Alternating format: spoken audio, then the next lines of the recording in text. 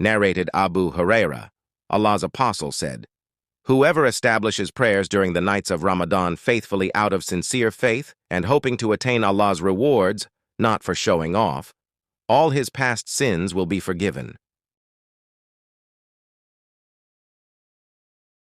Narrated Abu Huraira.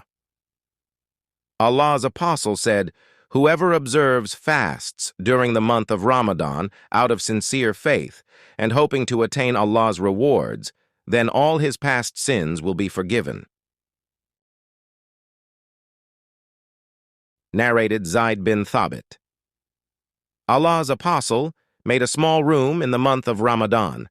Sa'id said, "I think that Zayd bin Thabit said that it was made of a mat." And he prayed there for a few nights, and so some of his companions prayed behind him. When he came to know about it, he kept on sitting.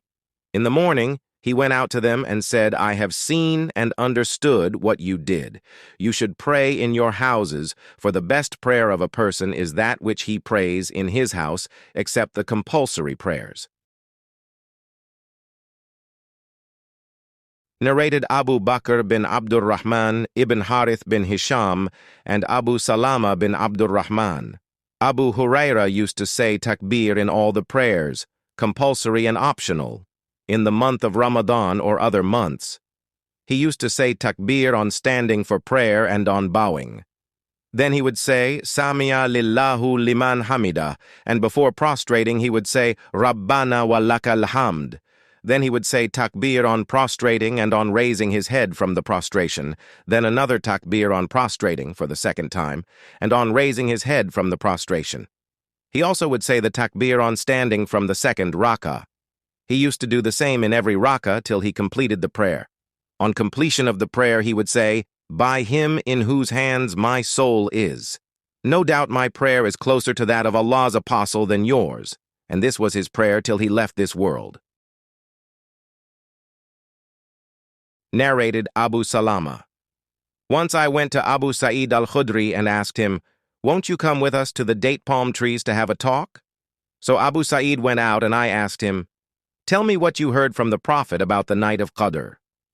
Abu Sa'id replied, "Once Allah's apostle performed itikaf, seclusion, on the first 10 days of the month of Ramadan, and we did the same with him. Gabriel came to him and said, 'The night you are looking for is ahead of you.'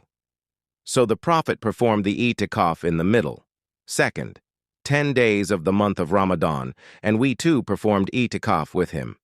Gabriel came to him and said, 'The night which you are looking for is ahead of you.' In the morning of the 20th of Ramadan, the Prophet delivered a sermon saying, 'Whoever has performed itikaf with me should continue it. I have been shown the night of Qadr, but have forgotten its date, but it is in the odd nights of the last 10 nights. I saw in my dream that I was prostrating in mud and water. In those days, the roof of the mosque was made of branches of date palm trees.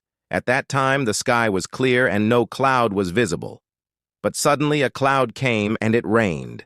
The Prophet led us in the prayer, and I saw the traces of mud on the forehead and on the nose of Allah's apostle. So it was the confirmation of that dream." Narrated Abu Salma bin Abdurrahman. I asked Aisha, "How is the prayer of Allah's apostle during the month of Ramadan?" She said, "Allah's apostle never exceeded 11 rakat in Ramadan or in other months. He used to offer 4 rakat. Do not ask me about their beauty and length. Then 4 rakat. Do not ask me about their beauty and length. And then 3 rakat. Aisha further said, I said, "O Allah's apostle, do you sleep before offering the witr prayer?"